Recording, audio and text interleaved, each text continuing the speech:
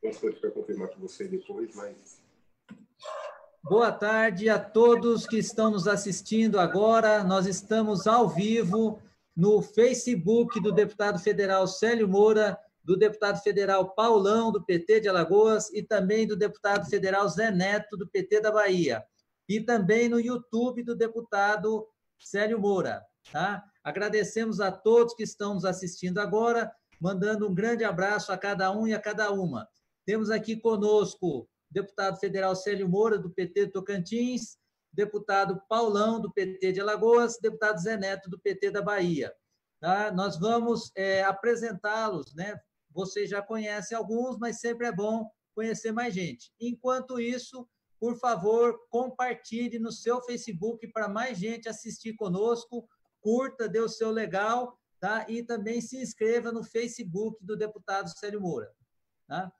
O nosso deputado Célio Moura, aqui do Tocantins, é advogado há mais de 40 anos. Formou-se na Faculdade de Direito de Anápolis, Goiás. Filho de camponês, nasceu em Arapuã, Minas Gerais. Chegou ao atual Tocantins em 1978, no auge dos conflitos de terra e da pistolagem. Advogou para a FETAEG, Federação dos Trabalhadores da Agricultura de Goiás. Apaixonado pela causa, defendeu, entre outros personagens da história do país, o padre Josimo Tavares, símbolo da luta pela terra, que foi assassinado no Bico do Papagaio. Atuou também na Comissão Pastoral da Terra, a CPT.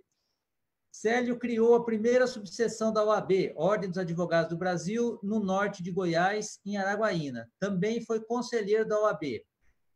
O engajamento junto aos movimentos sociais o levou à política em 1982, quando ajudou a fundar o PT. Participou na década de 80 da luta pela criação do Tocantins, engajado em vários atos e reuniões.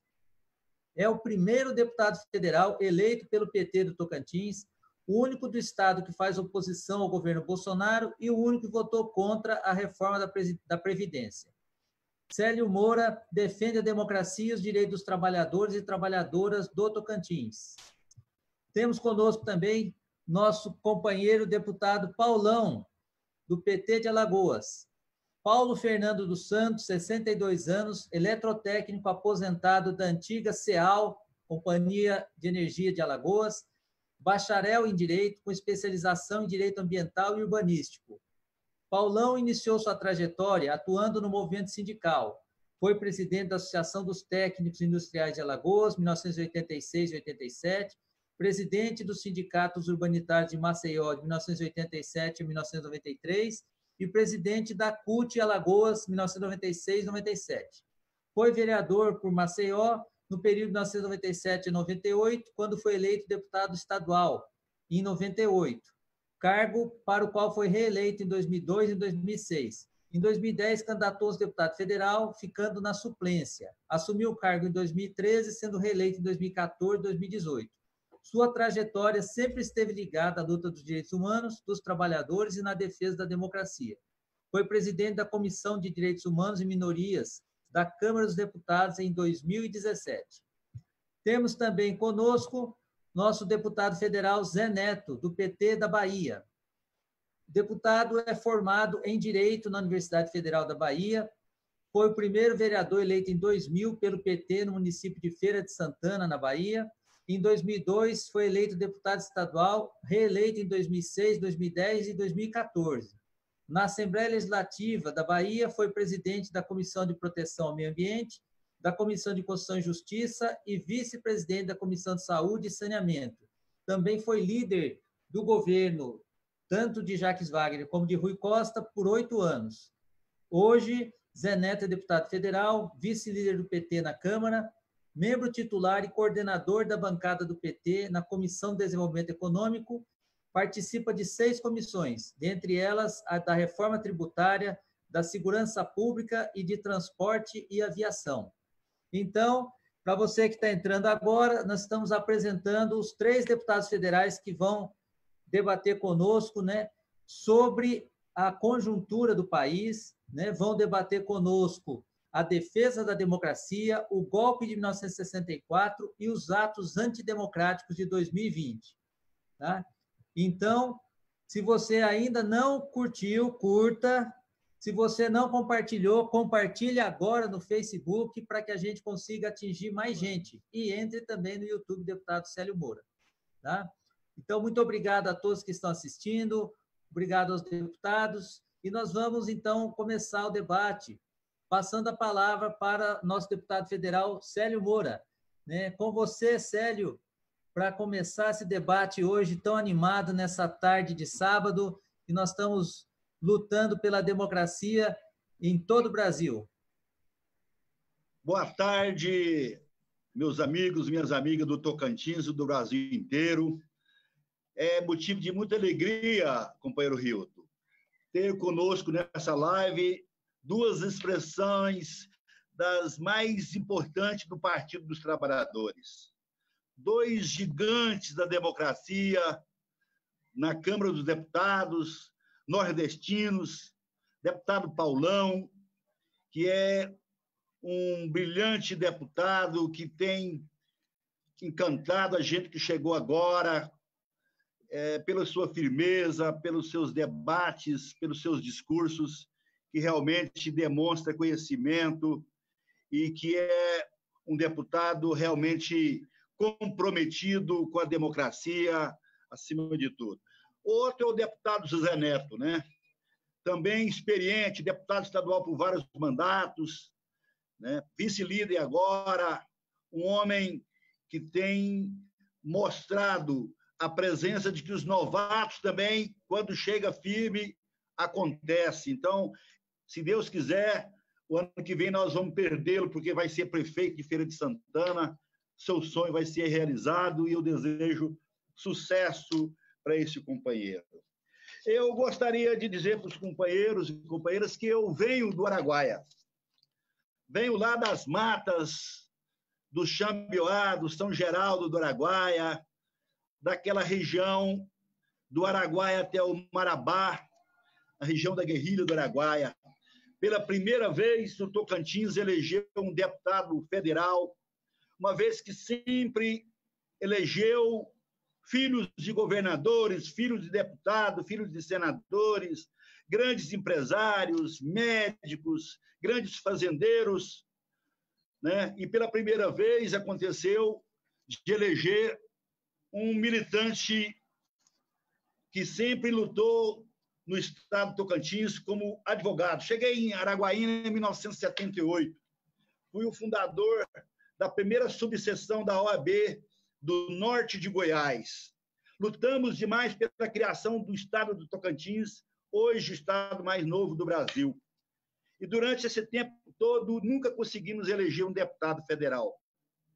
E como disse antes, somente os granfinões. E aqui, no Tocantins, é aquela briga de duas famílias que se eternizam no poder. Trocam de lado apenas para poder disputar as eleições. Agora, dessa vez, conseguimos chegar para mostrar a presença da luta de alguém que deu a vida inteira em defesa dos trabalhadores rurais, em defesa dos negros, dos índios, dos quilombolas, em defesa da reforma agrária, em defesa do serviço público, em defesa dos povos indígenas do meu estado, do Tocantins, do estado do Maranhão, do estado do Pará, onde nós militamos. Eu gostaria de dizer que no Tocantins, desde que Lula foi eleito presidente pela primeira vez, nós nunca perdemos uma eleição para presidente da República. E nesse ano de 2018, o ano passado, a eleição passada, nós conseguimos o único estado do Brasil que viramos as eleições. Nós perdemos no primeiro turno as eleições para Bolsonaro, no segundo turno nós vencemos. E eu fui o coordenador dessa campanha. Eu moro em Araguaína, a maior cidade do estado do Tocantins, na região norte, a 100 quilômetros de Xambioá. Portanto, eu moro na beirada, bem dizer, do nosso querido Rio Araguaia, onde tem a história mais linda de resistência pela democracia desse país. Eu sou da cidade onde foi criada a União Democrática Ruralista. Foi criada em Araguaína pelo seu Ronaldo Caiado, hoje governador de Goiás, e que foi colega do Paulão aí na Câmara, que conhece ele, um dos homens mais arrogantes, prepotentes que eu já conheci na minha vida inteira. Portanto, é com essa alegria que nós estamos nessa live. Eu quero agradecer esses dois valentes companheiros que se dispuseram a vir debater conosco, para dizer que, desde 1979, quando a Lei 6.683, a Lei da Anistia, que foi sancionada pelo presidente da República e que não aceitou nenhuma emenda, deputado Paulão, deputado Zé Neto, nenhuma emenda foi possível ser apresentada, ou seja, do jeito que veio, foi aprovada, né? Os crimes contra a ditadura, nós sabemos que são invioláveis. Tem dois colegas advogados, sabem muito bem disso. Mas, infelizmente, né, a violação da dignidade humana manteve até recentemente. Os torturadores daquela época estão até hoje. Eu lembro muito bem, deputado Paulão, deputado Zé Neto, quando cheguei em Araguaína, logo em seguida a ditadura militar criou o tal do GETAT, Grupo Executivo das Terras do Araguaia-Tocantins. A sede ficava em Marabá. Tinha uma unidade em Tucuruí e outra em Araguaína, cidade mais ao extremo norte do estado de Goiás, na época. E eu lembro muito bem que, no ano de 1983, nós convidamos vários deputados federais para ir a Araguaína, para que nós fizéssemos um ato pela extinção do GETAT, que era um órgão ineficiente, comandado por oficiais do Exército da Ativa, vários exércitos, coronéis, majores, capitães, que dirigiam a reforma agrária naquela época, porque nossa região era a mais conflitante do Brasil, a região do Bico do Papagaio. E eu lembro muito bem que nós fizemos uma reunião em Araguaína com mais de 22 deputados federais. Dentre eles, José Genuíno Neto, no seu primeiro mandato, José Eudes, o deputado Ayrton Soares, a Beth Mendes, o deputado Juruna, o deputado Aldo Arantes, que era do PCdoB na época, e nós fizemos um ato em Araguaína, e no outro dia nós fomos fazer o ato em Xambioá, em São Geraldo do Araguaia, que fica do outro lado do rio. E lá, nesse ato, colocamos dois caminhões, um colado no outro, e fizemos o ato pela extinção do GETAT. E nós lembramos muito bem, eu lembro muito bem do discurso do deputado José Genuíno, que dizia: olha, os milicos que estão nesses carros brancos em frente são tudo do SNI. Por que vocês não vêm me prender agora? Me prenderam aqui, sofri aqui. Agora eu sou deputado federal e vim aqui para defender a democracia. Naquele tempo era ditadura. A gente esperava qualquer hora o Exército, o próprio a Polícia Federal, qualquer hora fazer uma reação, mas infelizmente não aconteceu. Eram 22 deputados federais, inclusive o Juruna, deputado Mário Juruna, estava presente. Eu lembro que eu saí de Araguaína para ir para Xambioá e, na metade do caminho, eu fui de moto na frente para poder organizar a chegada dos deputados, quando, na metade do caminho, o Rilton conhece ali, depois do trevo de Piraquete, uma barreira lá, era mata dos dois lados da rodovia. Estava lá a barreira do Exército, né? O Exército cercou a estrada, né? E eu lembro, eu fiquei esperando, me deram um baculejo na minha moto e depois eu me identifiquei que era advogado, eles pediram para me provar que eu era advogado, mostrei a minha carteira, falei, mas como é que você está indo para lá?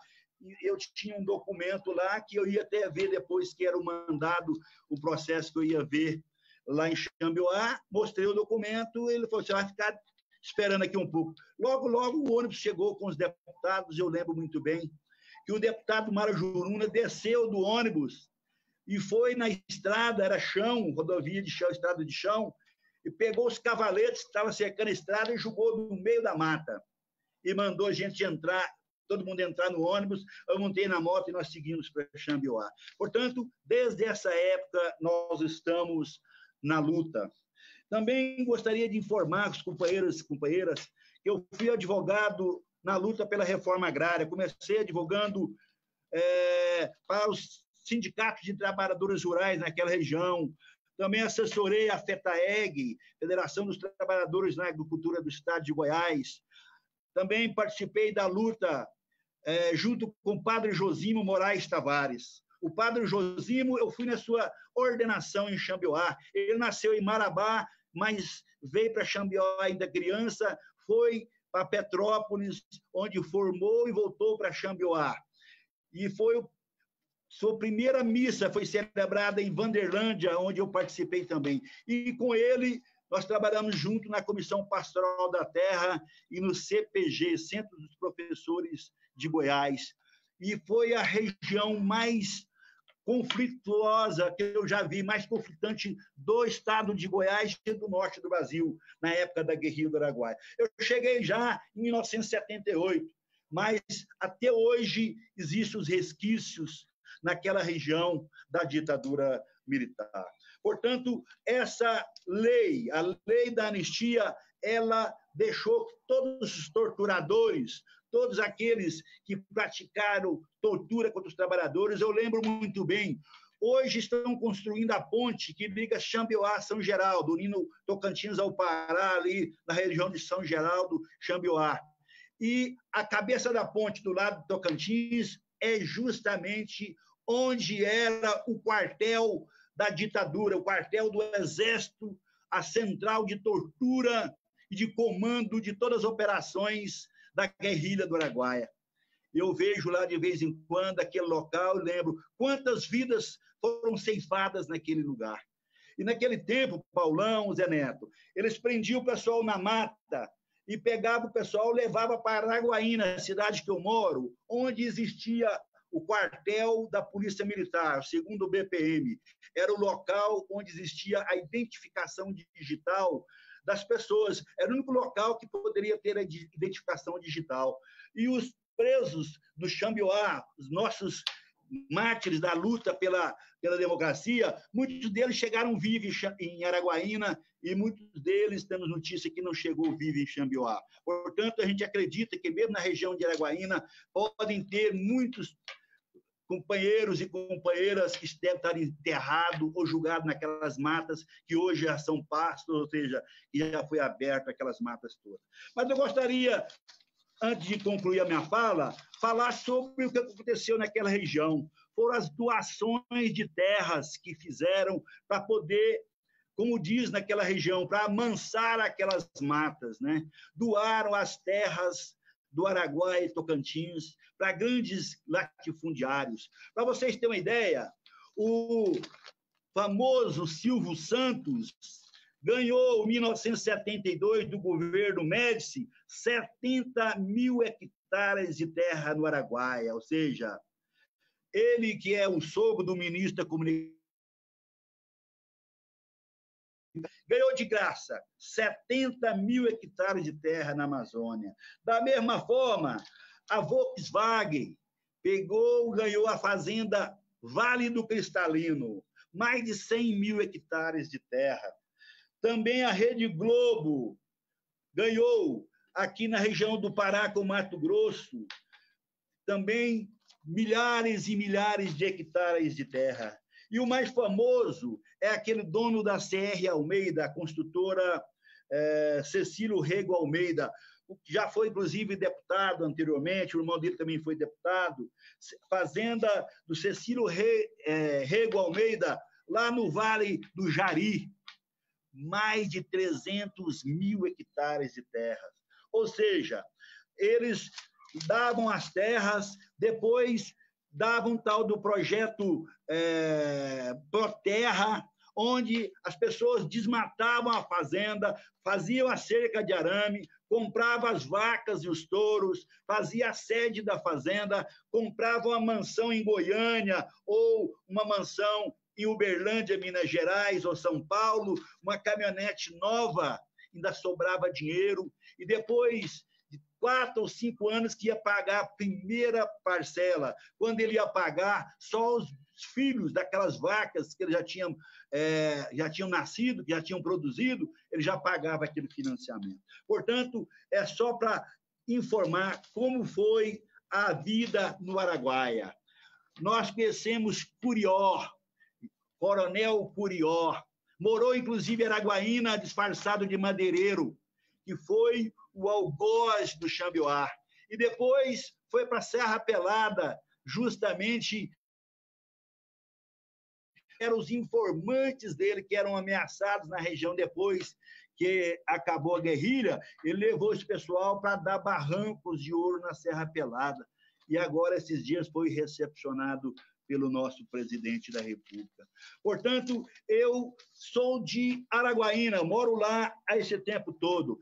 A UDR foi criada em frente à minha casa, no Transhotel. E nós, na época, no ano de 1985, nós éramos 6 advogados que advogavam naquela região toda. O Paulo Fonteles, na região do sul do Pará, na região de Redenção, Conceição, Rio Maria, Santana do Araguaia. Eu ficava na região do Araguaína e do Bico do Papagaio, e tinha o deputado Gabriel Pimenta, que ficava em Marabá, e tinha o João Batista, que era advogado em Paragominas, e o deputado e o advogado Nonatinho, que ficava em Santa Luzia, no Maranhão. Sabe o que aconteceu? E o Oswaldo Alencar, em Imperatriz. Sabe o que aconteceu, companheiros deputados? Amigo Hilton? O Paulo Fonteles foi assassinado em Belém, quando chegava em Belém, vindo lá da região do Araguaia. O Gabriel Pimenta foi assassinado em Marabá, isso no período de 2 meses. O João Batista foi assassinado em Paragominas. O Nonatinho foi assassinado em Santa Luzia do Paruá, no Maranhão. O Oswaldo Alencar levou um tiro na cabeça em Imperatriz, mesmo local que mataram o padre Josimo. E eu saí na primeira lista. Quando mataram o padre Josimo, eu saí na primeira lista como o primeiro a ser assassinado. Eu fui o único dos advogados daquela região que estou aqui para contar a história. Portanto, nós estamos nessa luta há muito tempo, nessa luta em defesa da democracia. Eu fui candidato a governador do Tocantins em 1990, justamente foi criado em 89, no mandato tampão. Em 90 eu disputei a eleição.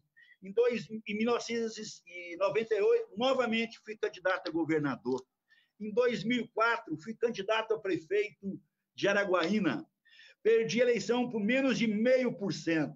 Tive 49,6% dos votos na minha cidade, a maior cidade, então, do estado de Tocantins na época. Na época, ela era maior, inclusive, que Palmas, que era a capital. Depois, em 2006, fui candidato ao Senado. E aí, em 2008, novamente candidato a prefeito de Araguaína. E só depois, em 2018, que eu voltei a disputar as eleições, primeiro como candidato a vice-governador no mandato tampão, vice do PSB, e depois me lancei como candidato a deputado federal, me elegi, estou aqui hoje com muito prazer, fazendo parte da maior bancada do PT, do Congresso Nacional. São 54 deputadas e deputados, homens brilhantes, homens capacitados, homens que realmente merecem respeito, inclusive esses 2 bravos companheiros que estão conosco nessa live. E eu gostaria de encerrar minha primeira fala para poder ouvir, porque eles são nossos convidados, né, Hilton?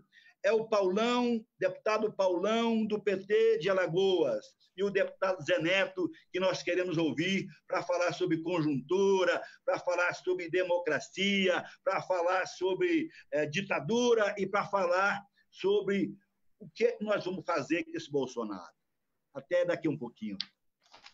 Obrigado, deputado Célio Moura. Agradecemos por sua contribuição. Né? Nós estamos aqui com muita gente assistindo, viu, deputado Paulão, deputado Zé Neto, né?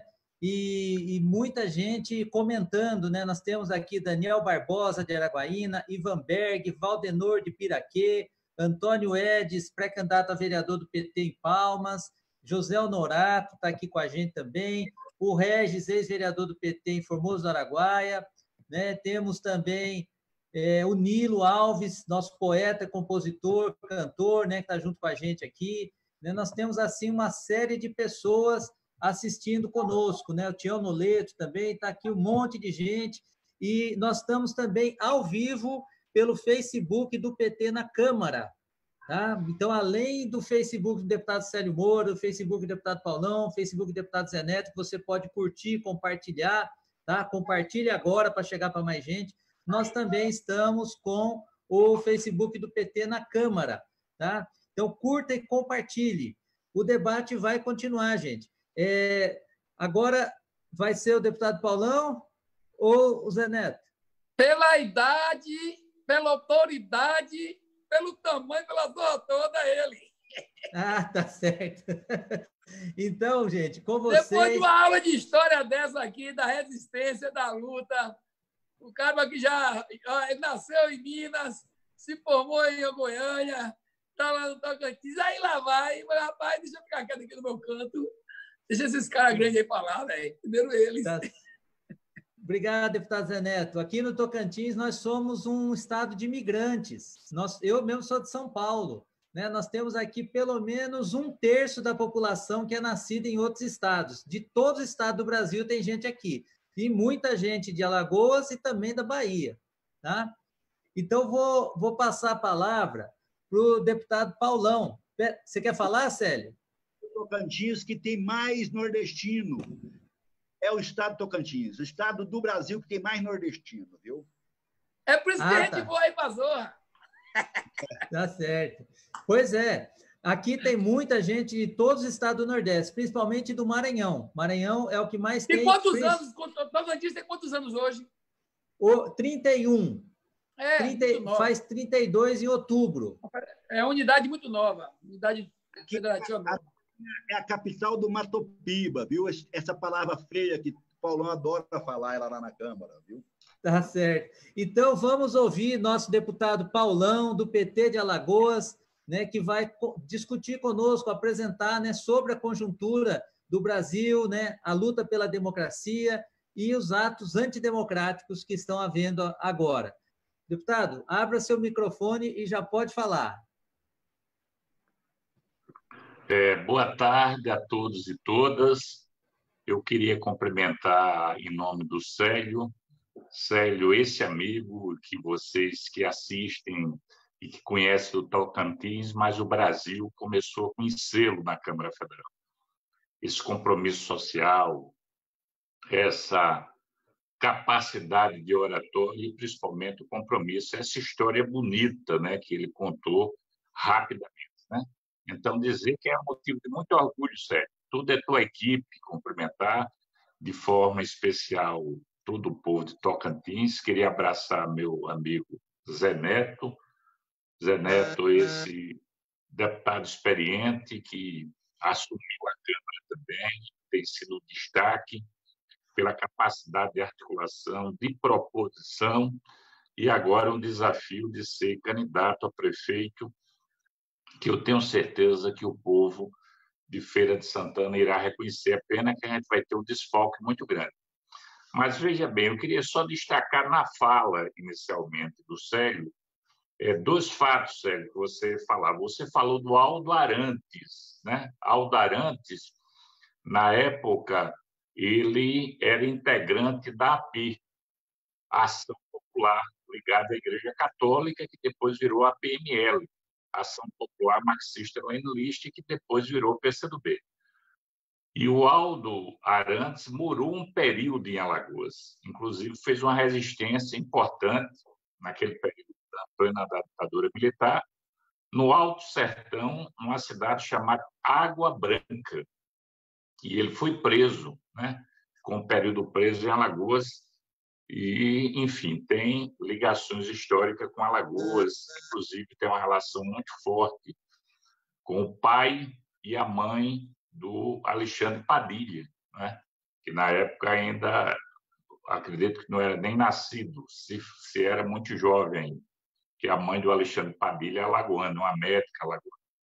Outra pessoa também que é preciso destacar, você falou tanto em Xambiobá, o quartel, que foi o local da tortura, né, em relação a vários militantes, tem um coronel da reserva da aeronáutica, chamado Pedro Correia, que você conhece bem, eu conheço ele assim, mas de uma forma distante, e ele veio para Alagoas. E quando chegou aqui em Alagoas, ele lança um livro chamado Xambi-Obá, conta todo esse destaque, e atualmente ele é pastor evangélico. E ele consegue desvendar o período da ditadura militar, principalmente em relação a Tocantins, que eu não vou aqui repetir, porque quem sabe com propriedade é o Célio, né? Na disputa da terra e dos grandes latifúndios, aí, como ele citou. O Cecílio Rego de Almeida, ele foi, na época, no auge, o fazendeiro que tinha a maior extensão de terra do mundo, doado pela ditadura.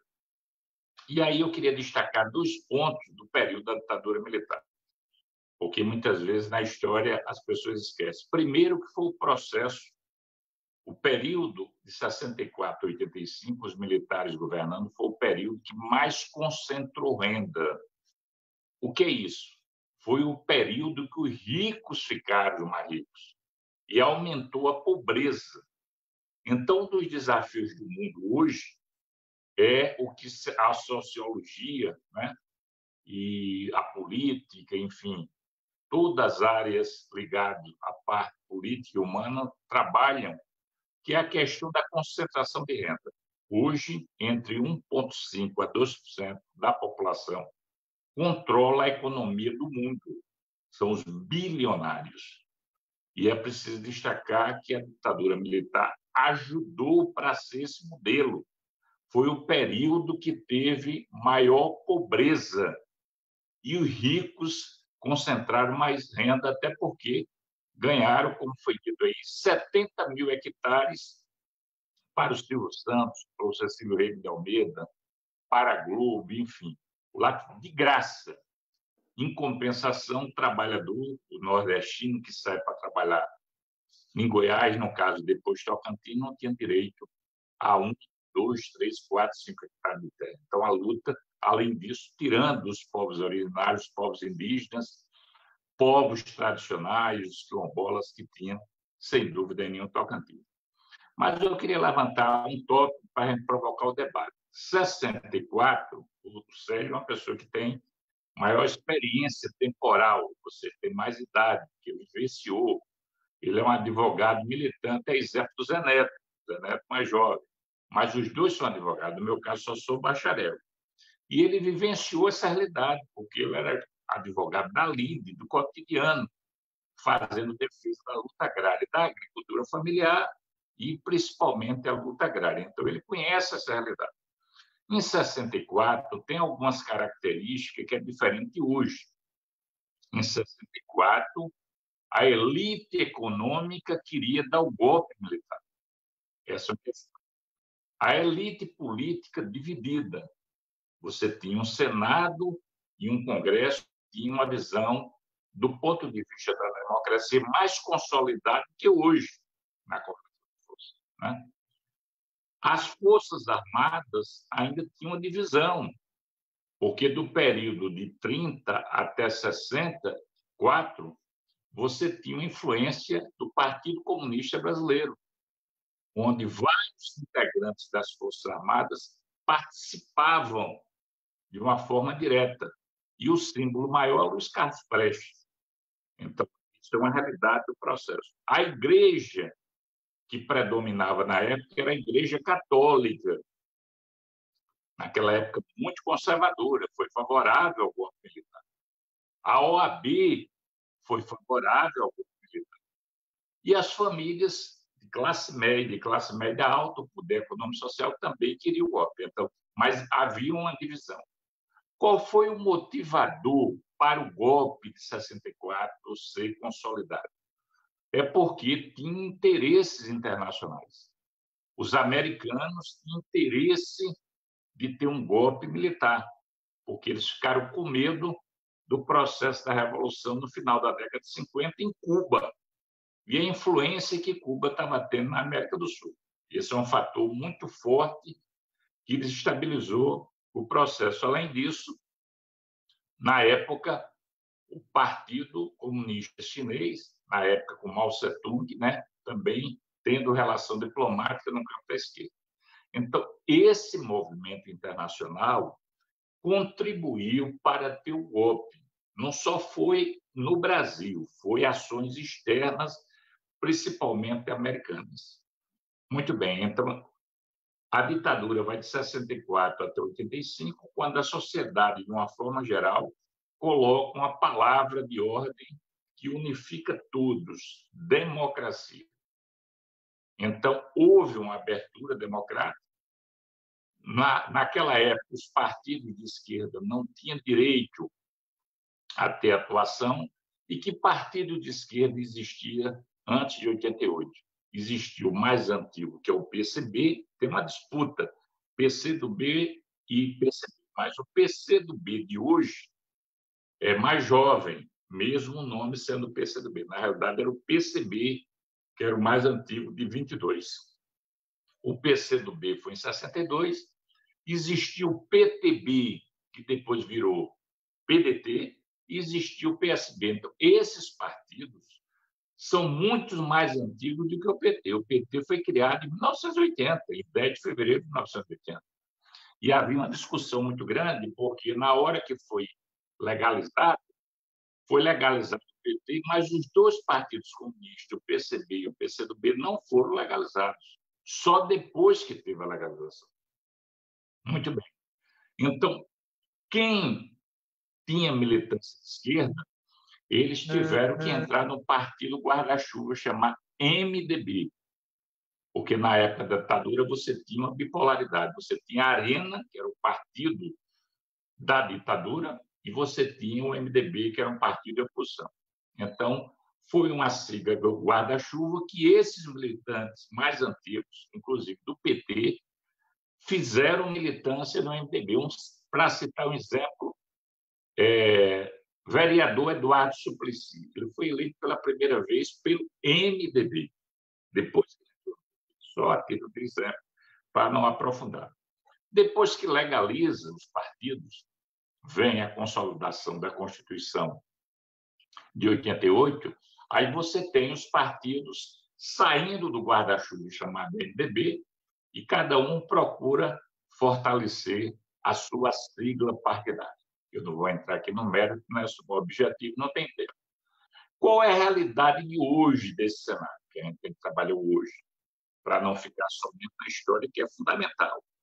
É que hoje você tem uma elite econômica que, no primeiro turno das últimas eleições, ela se dividiu em várias candidaturas. A principal candidatura da elite econômica financeira era o Geraldo Alckmin, do PSDB, que não decolou. E as outras candidaturas de direita ou de centro.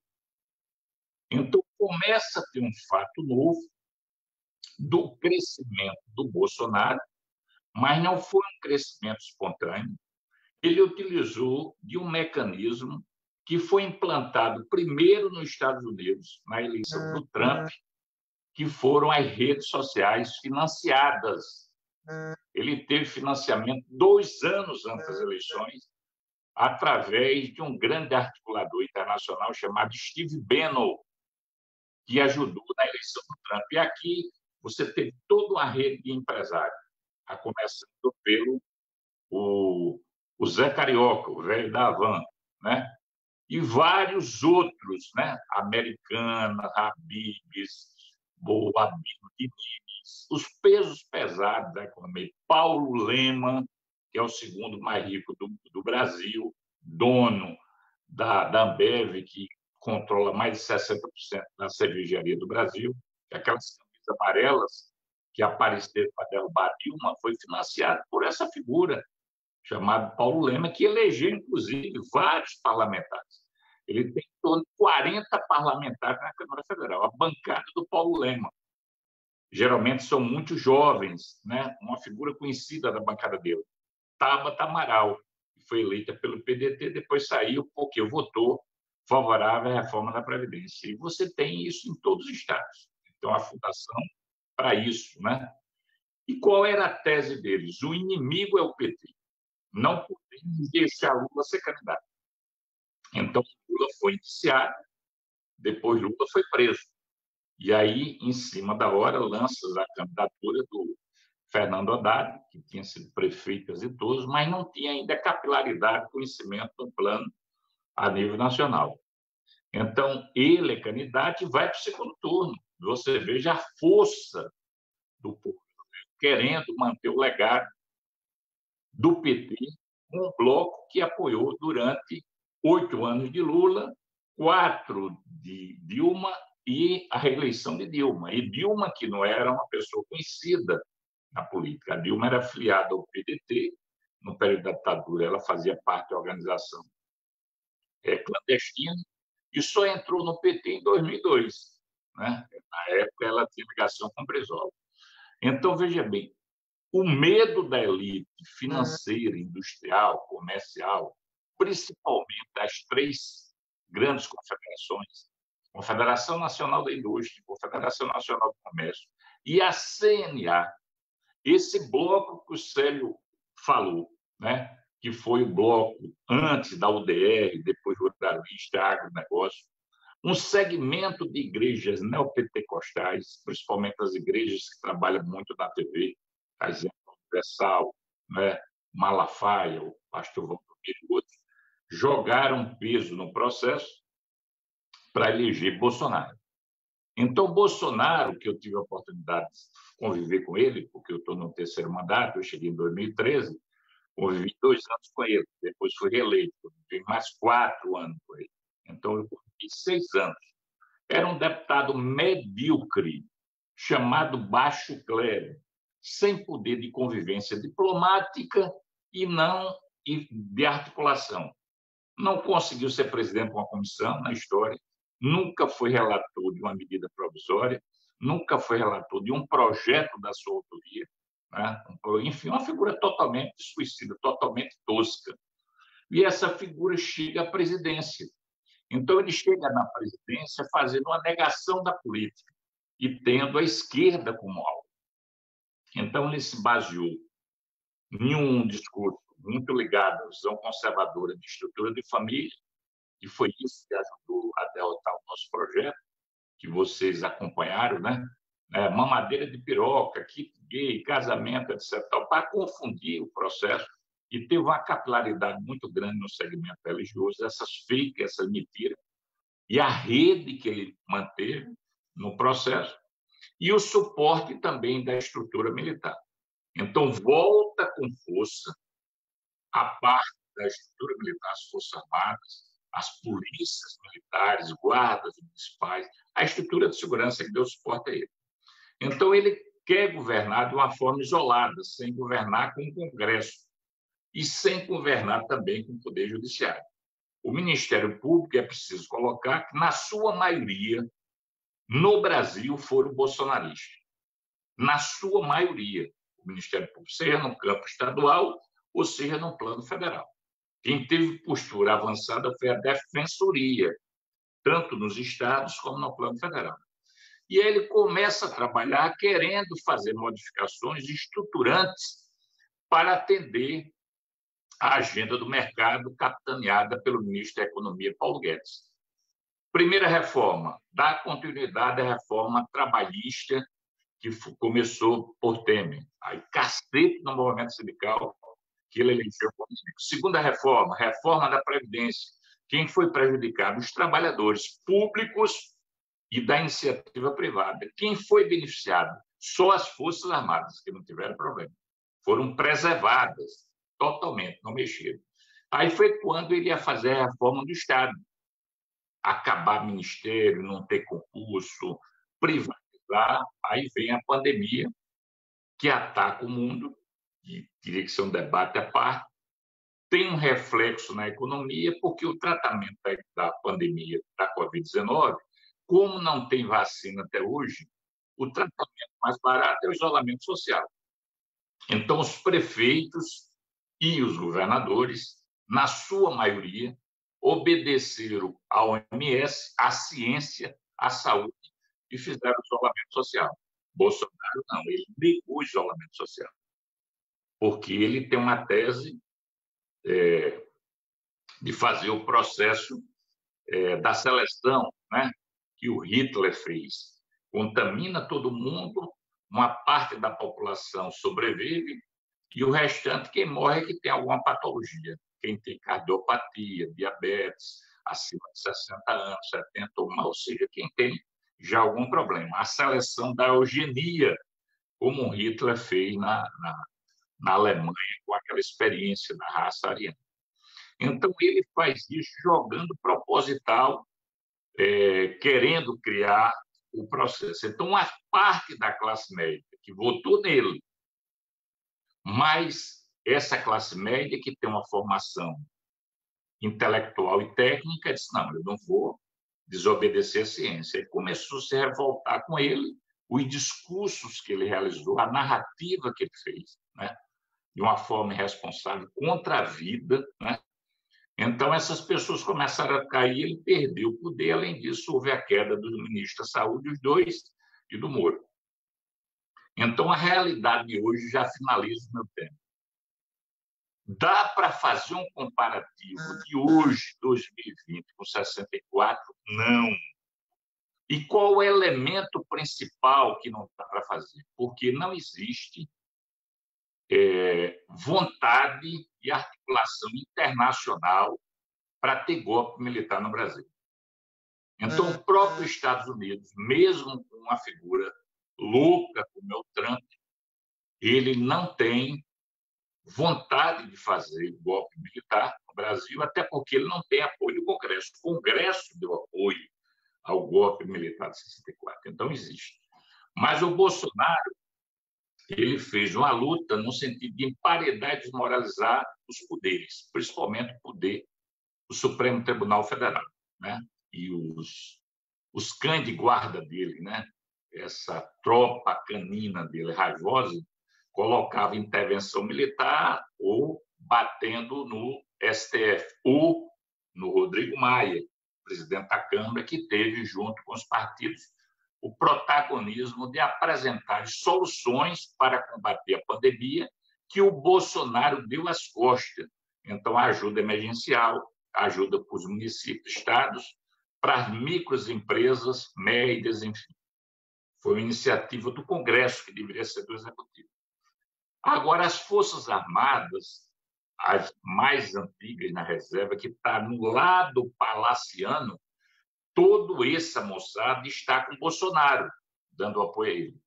Mas, necessariamente, esses militares da reserva, que estão no Palácio do Planalto, eles refletem o sentimento dos comandantes das armas.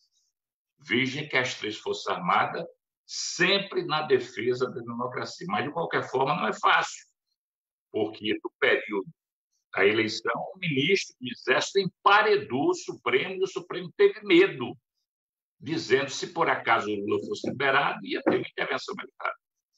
Então, de qualquer forma, eu vejo hoje uma situação diferente de 64, e à medida que a classe média começa a se envolver, os movimentos sociais, sindical, popular, estudantil, começa a trabalhar, ele começa a ter queda na pesquisa e não vai ter perspectiva de resolver o problema da economia, inclusive ele querendo cortar o direito dessa ajuda emergencial. Se ele fizer isso, vai criar um conflito social imenso, né?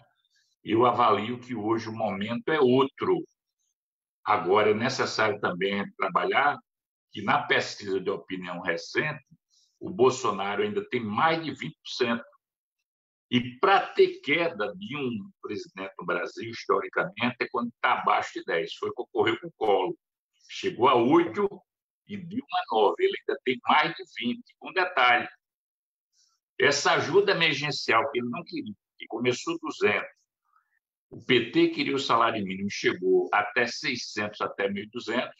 O segmento que está recebendo hoje esse auxílio, ele está tendo referência que foi o Bolsonaro que deu. Não foi uma luta do PT e da esquerda. Veja como é complexo esse processo. Isso devido a uma coisa chamada comunicação, que a esquerda ainda não teve, eu diria, seu prumo certo. Só para você ter ideia, Lula, que é a maior liderança da América do Sul de esquerda, não tem 2 milhões de seguidores nas suas redes sociais. O Bolsonaro tem mais de 30 milhões, todo dia mandando mensagem para os eleitores dele. Então, eu deixo aqui uma reflexão, né, no sentido da batalha da comunicação que não venceu, é o novo fenômeno. Diante da pandemia, é o isolamento social a solução, e isso dificulta que você coloque uma mobilização popular na rua sob pena de ter um processo de contaminação. Porque quando alguns governadores dizem que vai fazer o processo da quebra do isolamento, nós da esquerda não queremos, porque quebrou o isolamento e a Covid veio com força. E como é que a gente vai para a rua, com uma multidão, fazer mobilização? Então, a gente está numa situação também, eu diria, muito delicada, que eu deixo para o companheiro Zé Neto, que foi o último a chegar, e ele pediu esse tempo também. Não só foi dado, não, pessoal, porque ele aproveitou e fez um lanche, fazendo inveja a gente que estava comendo um acarajé, vatapá, caruru. Enquanto isso, a gente está só... Fiz não, nem almocei ainda. Minha mulher está me dizendo que tem um caruru com vatapá, com camarão e... que mais, meu Deus? Está aí me esperando. Então eu concluo dizendo, eu defendo a tese que não vai ser o PT de forma isolada que vai ter força para enfrentar o Bolsonaro sozinho. O importante é a gente ter uma grande frente democrática, no sentido de fazer a defesa, mesmo que essa frente ela seja ampla com dificuldade. E a gente ter a capacidade de estabelecer, indo para essa frente, uma articulação com os partidos de esquerda e centro-esquerda. Nesse momento, não está em jogo a disputa eleitoral. O que está em jogo é o combate ao protofascismo, que está caminhando para o fascismo. Dessa figura tosca, irresponsável, genocida, o anjo da morte, e que a palavra que a gente tem que unificar não é só uma palavra de ordem, é ter a massa, a sociedade junta, é o fora Bolsonaro. Um abraço a vocês aí. O Zé Neto complementa o nosso prefeito aí, né? O nosso prefeito arretado. Grande abraço, pessoal. Obrigado, deputado Paulão. Obrigado por suas palavras, por sua reflexão. Nós estamos aqui com muita gente assistindo, né? Nós estamos aqui com Jesulê, presidente do PT de Goiatins, Ciro Moura, José Almir, nosso amigo lá de Sítio Novo, Fabiana, pré-candidata a vereador do PT em Dianópolis, Antônio Edes de Palmas, Herculano, pré-candidato a vereador de Augustinópolis, Nacelice Barbosa, João Antônio de Paraná, Miguel Lima de Lavandeira, né? Nós estamos com o Júlio Rimé de Augustinópolis também, Antônio Libânio, vice-prefeito do PT em Aragominas, Tássio Fontes de Araguaína, Bené, pré-candidato a prefeito do PT em... Travou lá dele. Ficou travado? Vá, siga. Voltou? Voltou. Bené, pré-candidato a prefeito do PT em Pedro Afonso, né? Estamos aí com muita gente assistindo aqui conosco, né? E mandando um abraço para todos. Marco Antônio, vereador do PT em Nova Rosalândia, né? Nós estamos com muitas pessoas participando aqui, deputados, né? E mandando um abraço. O Regis, nosso ex-vereador do PT em Formoso, Araguaia, é alagoano, é conterrâneo do Paulão, manda um grande abraço, diz que ele é uma referência na luta dos trabalhadores de Alagoas, né? A mãe do Regis mora em Alagoas, né?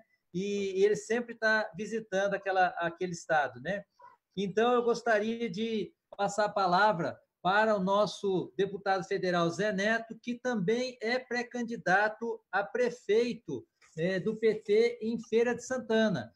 E não se esqueça, gente, curta e compartilhe agora no Facebook. Privilegie os nossos deputados federais. Vá no Facebook lá e compartilhe para mais gente assistir. E vamos ouvir, então, nosso companheiro Zé Neto agora. Pessoal, primeiro uma satisfação imensa. Ó, Paulão, eu era menino, ia para Brasília, já encontrava Paulão lá, ele tinha bigode. Aí era muito amigo de Pinheiro, acho que morou junto com o Pinheiro também um tempo, tá, Paulão? Morou junto com o Walter Pinheiro. E eu ia para lá, encontrava ele, aí eu ficava, pai, seu Paulão, diga, seu Paulão. Diga, meu filho. E aí era essa figura aí. Aí depois que ele ficou mais idoso, ele tirou o bigode, Está com essa cara de menina aí e tal. O bigode não vai ser branco, né? Ele não é besta, mas é uma figura que eu gosto muito. Todos nós gostamos muito. Célio foi uma grande aquisição aí para os quadros nacionais do PT. A história de Célio já fala por ela, né?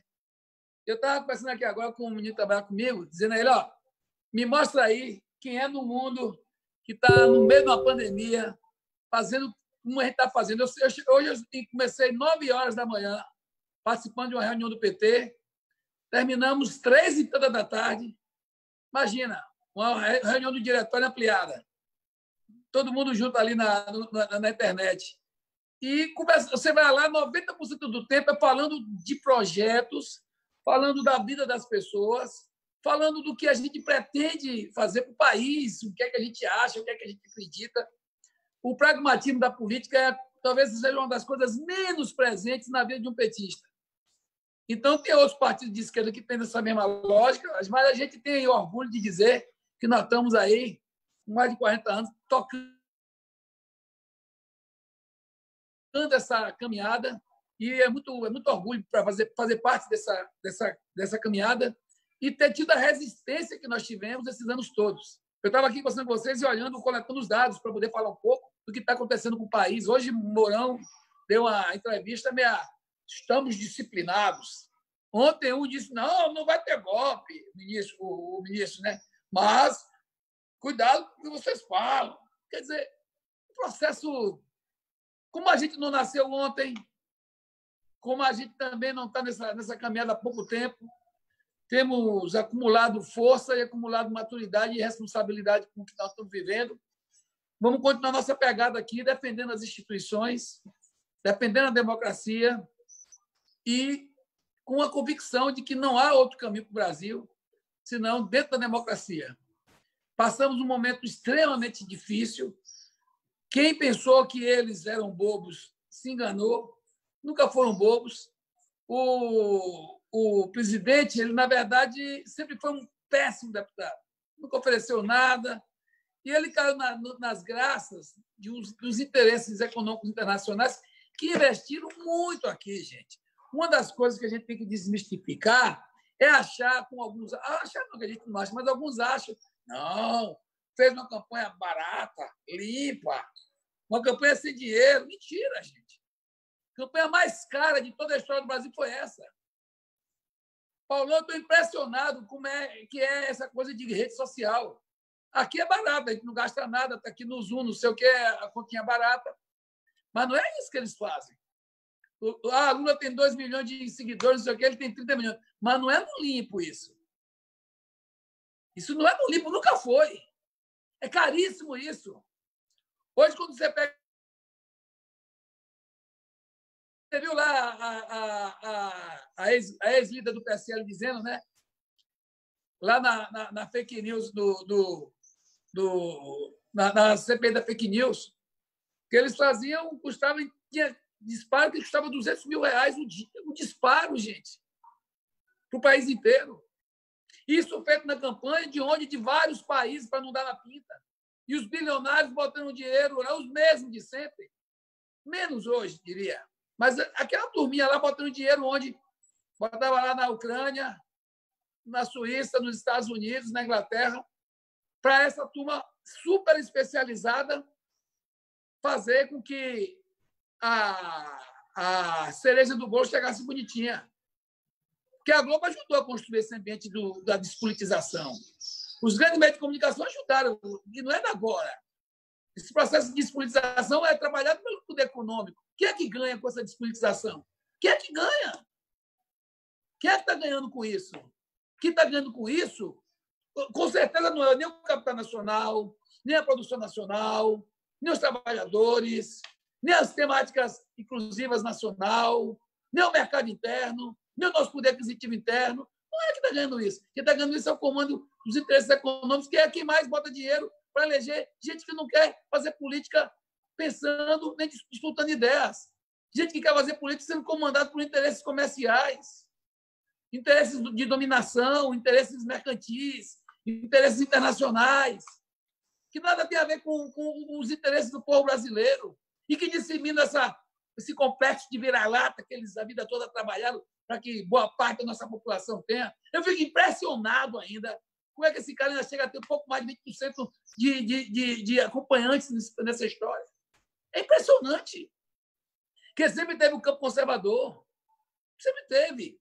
Depois do golpe, eles se esconderam, né? Quando terminou o golpe, eles se esconderam. Mas eles faziam as articulações. Faziam.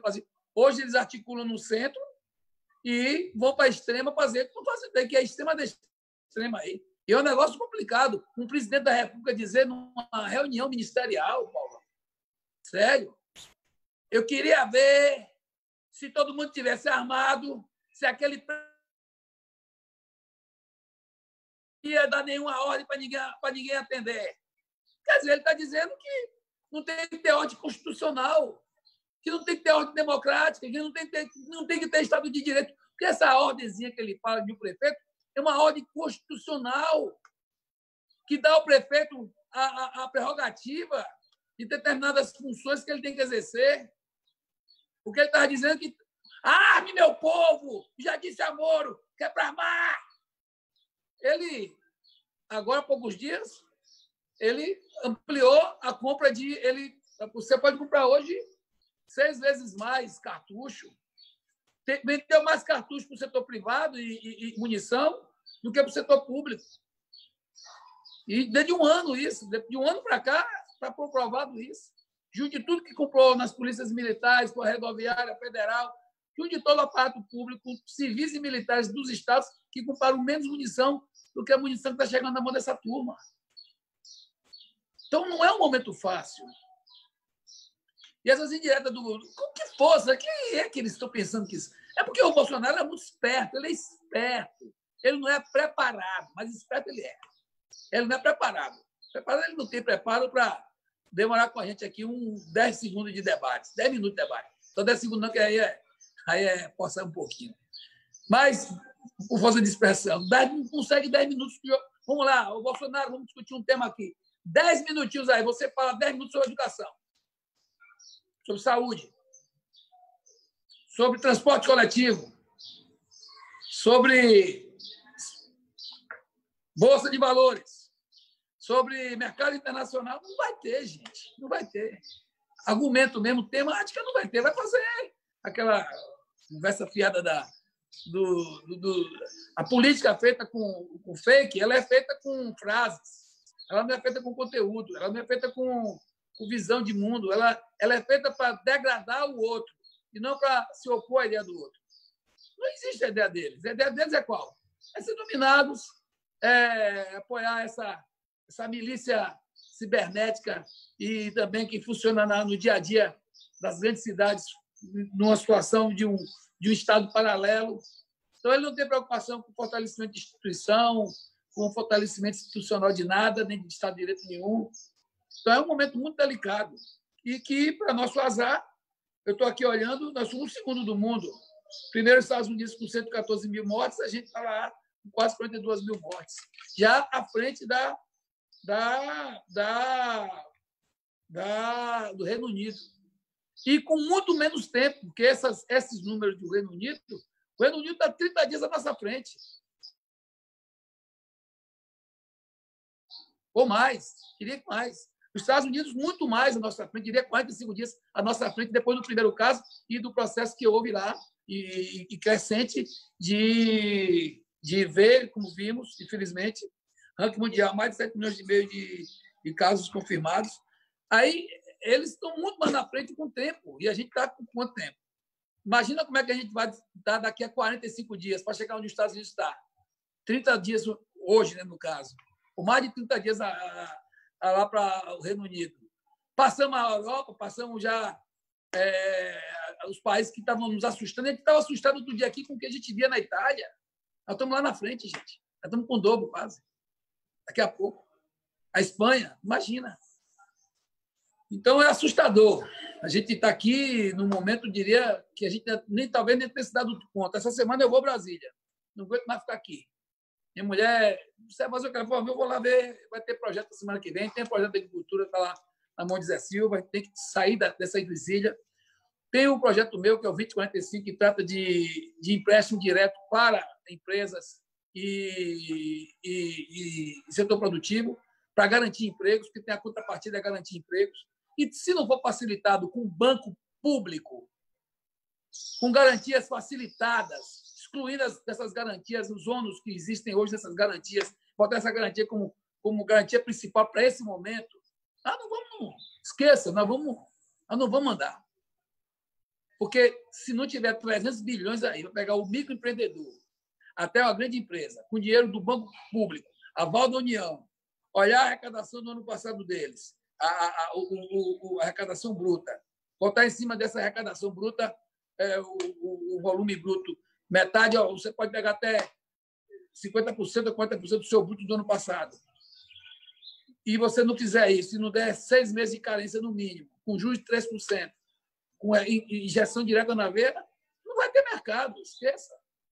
E é uma estupidez que eles estão fazendo, porque eles não estão querendo ser o Estado, e não estão querendo ser o Estado, e vão criar um processo absurdo de falência no Brasil, com mais depreciação ainda do emprego formal, que isso vai ser um fato fatídico, uma coisa fatídica. E aí a gente vai ver um país sem arrecadação fiscal, porque para ter arrecadação fiscal tem que retomar a capacidade de produção da gente e de geração de emprego e renda e manutenção desses empregos. E eles querem o que eles querem do país é o inverso.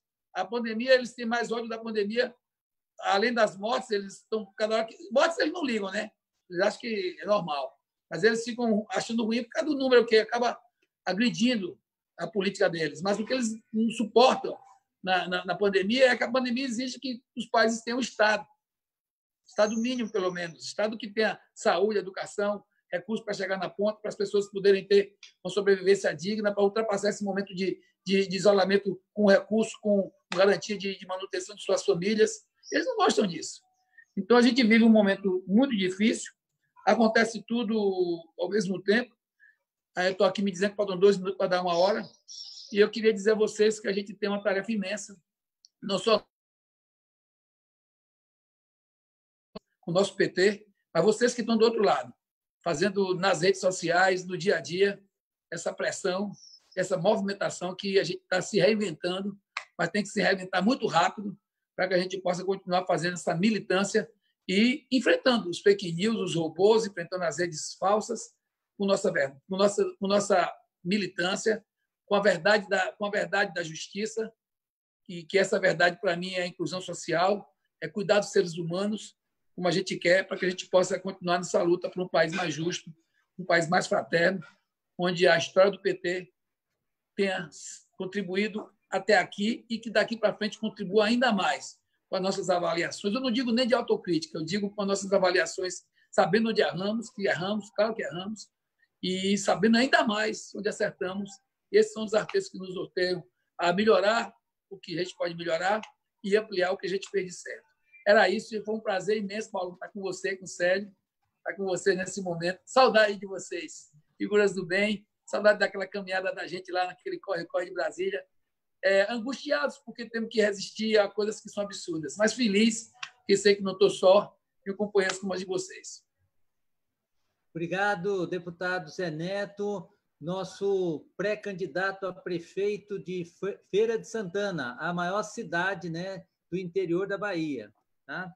Eu quero dizer que tem muita gente assistindo, Ana Souza, da Executiva Estadual do PT lá de Araguaína, Serginho Fernandes, doutor Rubens, pré-candidato a prefeito do PT em Araguaína, aliás, pré-candidato a vereador do PT em Araguaína, Aurelino Pires de Colinas, Nilo Alves, Ismar Pires, Haroldo, Paula, Veroni de Taguatinga, Igor Moura, Tânia Maria, Maria Célia, Maria Aparecida, Ivanilson, Arthur, Diego Montelo, executivo do PT estadual, Marcilon Moura, Rocha, Noé Pereira, Dorian Rosana, Francisca, presidente da Associação de Mulheres em Ação de Palmas, Juju, pré-candidata a vereadora do PT em Vanderlândia, Gilbert, do canal Resistência Contemporânea, também um grande abraço, Gilbert, Paulo Machado, de Aracaju, e Nélbia.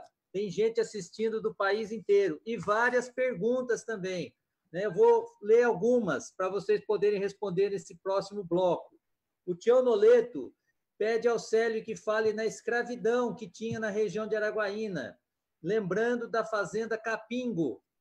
A Nacelice, A Nacelice também coloca uma pergunta: como deputados de esquerda, o que fazer para garantir a democracia brasileira com o presidente do Congresso de cócoras para um presidente fascista? E o Estânio, professor de FTO, lá de Dianópolis, ele não manda uma pergunta, ele faz uma reflexão. Precisamos de uma democracia para todos, não apenas teórico, como quer a elite liberal e branca desse país. Tá? Essa é a fala do Estânio, lá do IFTO. E nós lembramos, né, que o debate, né, que está acontecendo aqui, que grande parte daquilo que a gente vê da vitória do Bolsonaro se deve, como foi falado pelos debatedores, à influência, né, do Caixa 2, dos robôs, né, nas redes sociais, que até hoje, né, esses milhões aí que apoiam o Bolsonaro, né, quantos não são robôs, né, até hoje? Influência também das mentiras, né, que a gente apelidou de fake news, mas é mentira. A gente só pôs um nome novo, né? E eles multiplicaram com o dinheiro do Caixa 2 e também com o dinheiro do exterior. Eu, todo dia, durante a campanha, eu recebia mensagens de WhatsApp de outros países pedindo voto para o Bolsonaro. Acho que todo mundo recebeu, né? A gente ia olhar lá, que número é esse? E era do exterior. Então, diante desse debate que vocês já colocaram e dessas perguntas, né, que foram colocadas aqui, a gente vai retomar as considerações finais para cada um, né?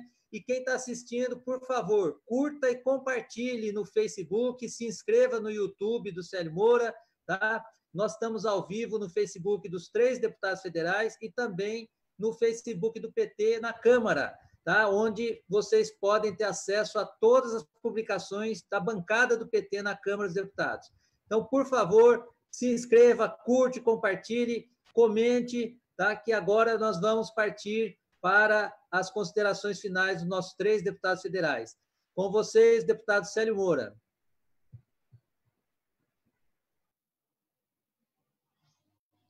Pois é, Hilton.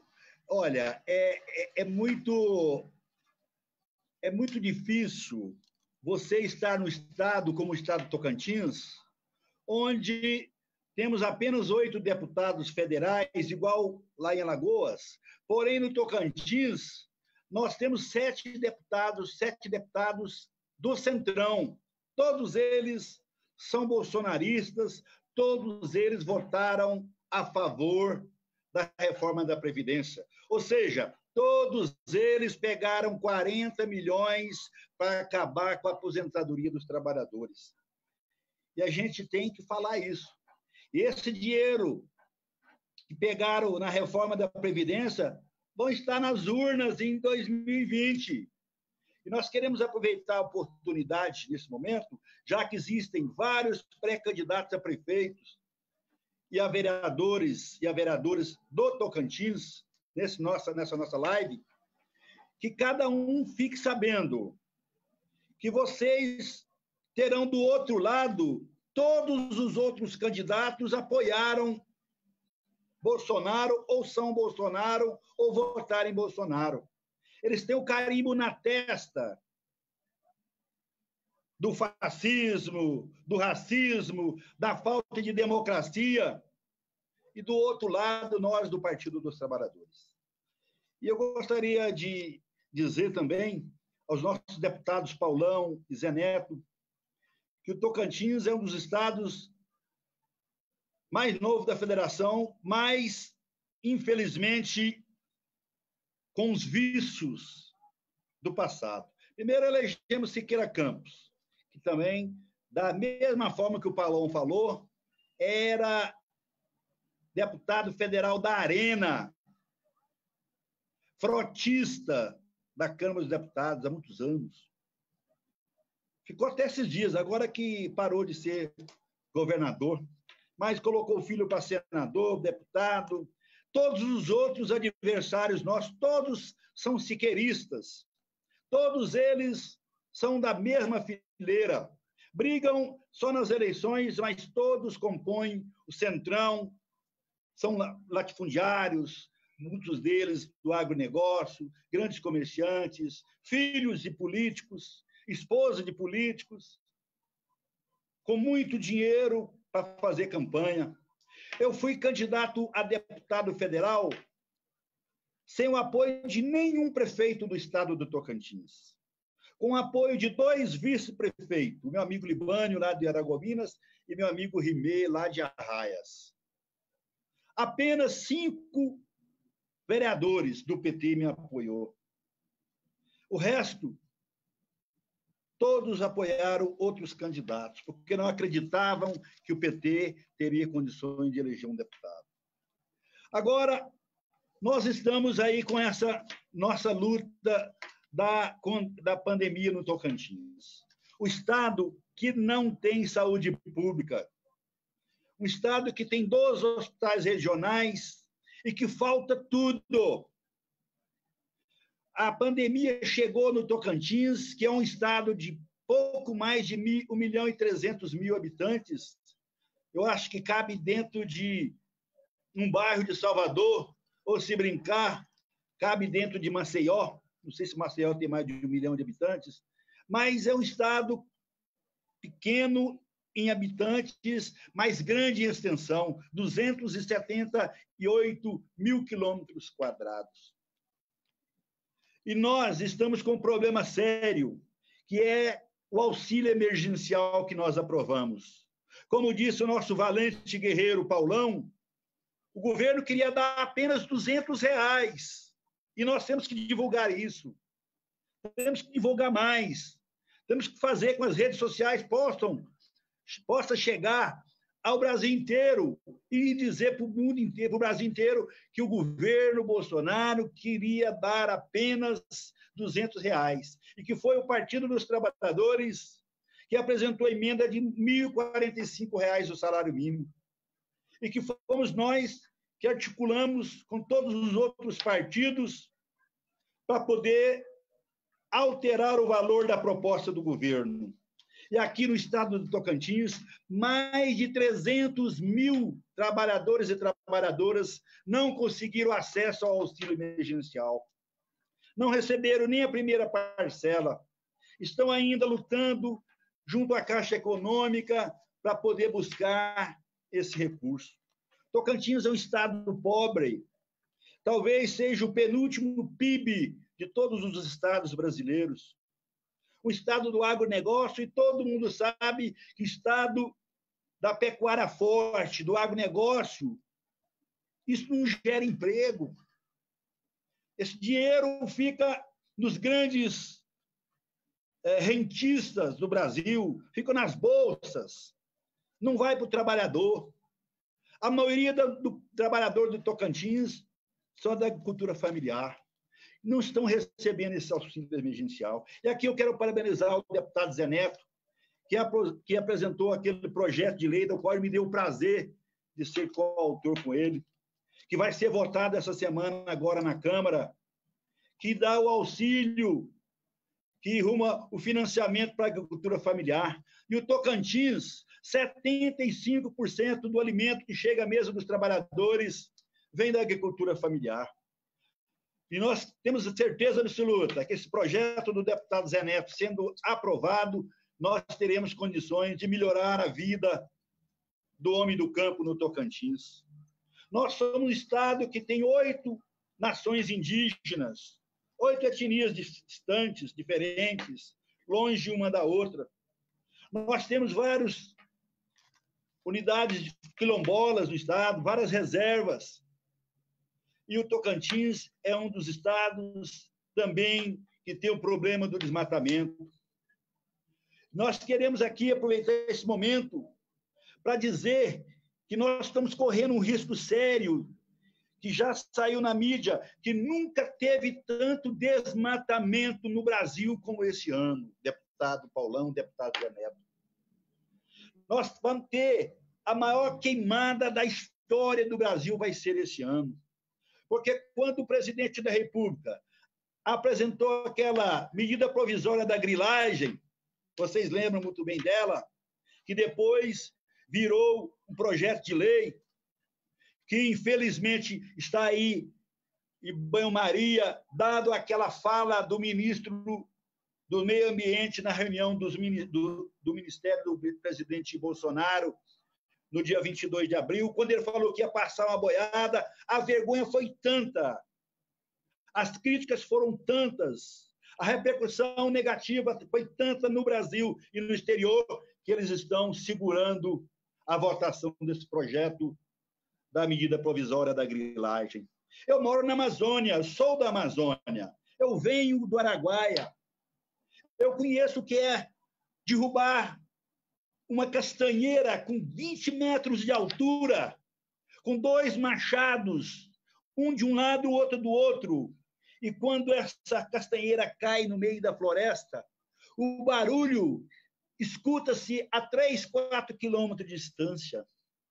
É a cena mais horrível que qualquer cidadão pode ver.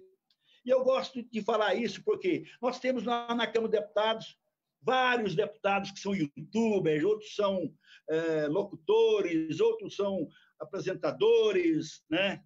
São jornalistas que têm aquela rede social grande, mas nenhum deles conhece o Araguaia, conhece a luta do Xambioá, conhece a luta de Xambioá até Marabá, nunca ouviu falar na Casa Amarela, que é a casa da tortura que tinha em Marabá.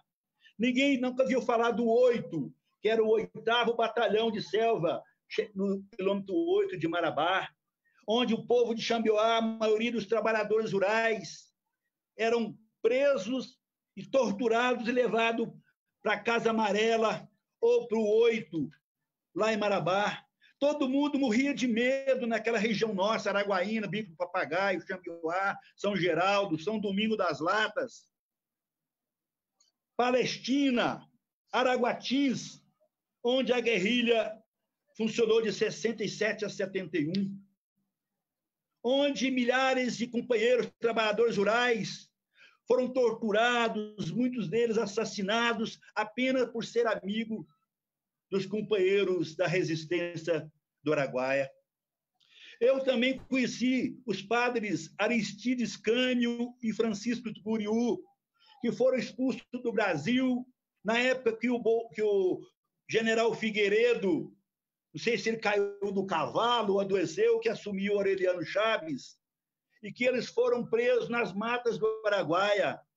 Foi o primeiro advogado a comparecer para poder tirar as algemas daqueles padres franceses que estavam presos por agentes do governo, agentes da ditadura, e que, inclusive, foram expulsos do Brasil. Portanto, eu conheço o Araguaia, eu conheço a resistência do povo, e essa história do Araguaia eu costumo falar sempre, porque nunca tinha um deputado sido eleito que conhece o Tocantins, que conhece o Bico do Papagaio, como eu conheço. Fui amigo de Padre Josimo. Quantas vezes andamos juntos no seu Fusca Roque Marajó, aquele marrom Roque Marajó, Fusquinha 1300, para a gente ir buscar procuração no meio daqueles centros, que lá no Tocantins, na região norte, tem muitos centros, Centro do Augusto, Centro dos Mulatos, Centro dos Borges. Quantas vezes fomos, eu e o Padre Josimo, para pegar uma procuração do Zé de Tal, quando o grileiro queria tomar as terras dele, não tinha nome de ninguém, era João de Tal, Zé da Maria, Chiquinho de Tal, Pedrinho de Tal, e esse Pedrinho de Tal era Pedro da Silva de Tal. Nós tínhamos que ir lá, chegava, não tinha um documento, não tinha como tirar uma xerox. Então, nós conhecemos a luta do Araguaia, nós conhecemos a luta do Bico do Papagaio, nós conhecemos a luta do sul do Pará. E hoje, nós vimos lá na Câmara dos Deputados, o nego fala das queimadas da Amazônia, ninguém nunca viu uma derrubada, ninguém nunca viu o fogo sendo colocado numa derrubada de 200 hectares, de 500 hectares. As labaredas chegam a 12 mil metros de altura. E vocês sabem muito bem que o fogo que vai ser colocado esse ano, as queimadas desse ano, as foligens vão chegar em Alagoas, se brincar, porque aquela do ano passado já chegou em São Paulo. Vai chegar no Rio de Janeiro. Vai ser vista por satélite o fogo da Amazônia. o fogo das nossas florestas. E esse presidente irresponsável, que tem um ministro do Meio Ambiente, que confessa numa reunião ministerial que tem que passar a boiada, que tem que acabar com as leis ambientais, que acabou com o IBAMA, que acabou com o Instituto Chico Mendes, que acabou com todos os órgãos de proteção da floresta, que persegue os índios, que persegue os quilombolas. Esse presidente da República que odeia negro, que odeia a universidade. E aqui eu quero parabenizar toda a nossa bancada, ao deputado Paulão, que eu vejo sempre os seus Twitter. Todo dia eu vejo os Twitter do deputado Paulão. Um militante inteligente que tem a capacidade, em apenas 5 ou 6 linhas de um Twitter, falar um discurso de 2 horas. Quando ele falou sobre a retirada daquela medida provisória 979, que era para poder escolher os reitores das universidades brasileiras e dos institutos federais enquanto durasse a pandemia do coronavírus, para colocar generais lá, para colocar tenentes, para colocar majores, para colocar coronéis, para colocar o exército dentro da universidade, para acabar com a ciência, para acabar com o debate livre, porque a universidade é um espaço aberto. Nós estamos vendo hoje os filhos das cotas das universidades hoje, os médicos que estão aí socorrendo a pandemia do mundo inteiro. O presidente Lula foi o presidente que mais ajudou o estado do Tocantins. Foi a época que mais assentamentos foram criados no estado. Foi a época que mais casas populares foram construídas no estado do Tocantins. O Bolsa Família salvou milhares de tocantinenses da fome e da miséria. Foi o presidente Lula que colocou luz elétrica em todos os povoados, em todos os rincões, nas matas do Bico do Papagaio, nos povoados, nas chácaras, no sítio e até nas fazendas grandes do nosso estado. E agora chega esse presidente e acaba com o programa Luz para Todos, acaba com o programa Minha Casa Minha Vida, está acabando com o Bolsa Família. Portanto, eu quero concluir aqui, parabenizando a todos os 2 deputados que aceitaram esse nosso convite. Fico feliz, como deputado lá do Tocantins, lá das margens do Araguaia, para ver esse deputado Paulão, que lá na Câmara dos Deputados, o maior defensor da luta contra a privatização da água e saneamento no Brasil inteiro. Vejo o deputado José Neto, preocupado com a agricultura familiar, preocupado com a micro e pequena empresa, um advogado combativo que brilhou no Parlamento Estadual da Bahia e agora brilha na Câmara dos Deputados e, com certeza, e com a vontade do povo de Feira de Santana, vai ser o seu prefeito. E eu quero estar lá no comício, quero estar participando, caminhando com você nos bairros, porque eu já fui candidato a prefeito 2 vezes da minha cidade, sei o que é uma disputa corpo a corpo, uma disputa popular. Pode contar comigo, estarei com você na campanha lá em Feira de Santana, e quero estar na posse para comer com você um acarajé, e, como diz aqui meu amigo João Daniel, tomar uma amarelinha com você, uma pinguinha aí da Bahia, pinguinha tão boa como eu já tomei uma ali no município de Barreiras, nos Alambiques que tem por lá. Concluo aqui a minha fala, parabenizando a todos os companheiros e companheiras que estão nos assistindo nesse momento. Eu gostaria que cada um dos companheiros e companheiras compartilhasse nas nossas redes sociais, fizesse o link aí nas nossas redes sociais, no Instagram, no Facebook, no YouTube, no WhatsApp, onde você puder contribuir com o nosso mandato. Eu sou o único deputado federal do Tocantins que votou contra a reforma da Previdência Social. Eu sou o único deputado que faço oposição a Bolsonaro na Câmara dos Deputados. Eu sou oposição ao governo do estado do Tocantins, sou oposição ao governo federal.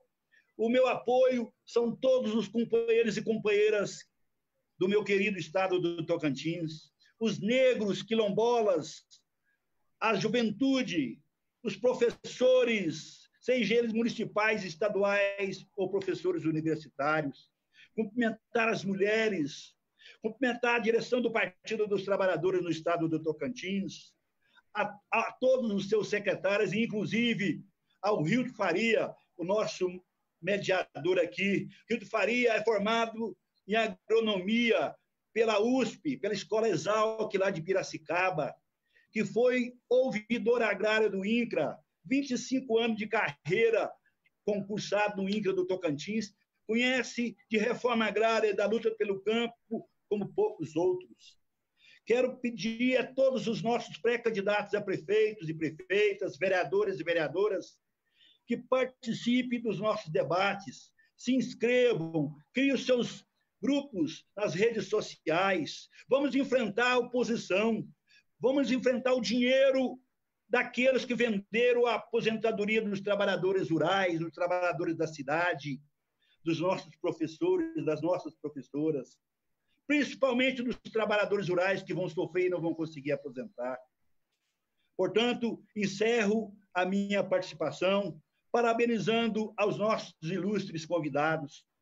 Dizer que estou com saudade também do Paulão, deputado Paulão, do PT de Alagoas.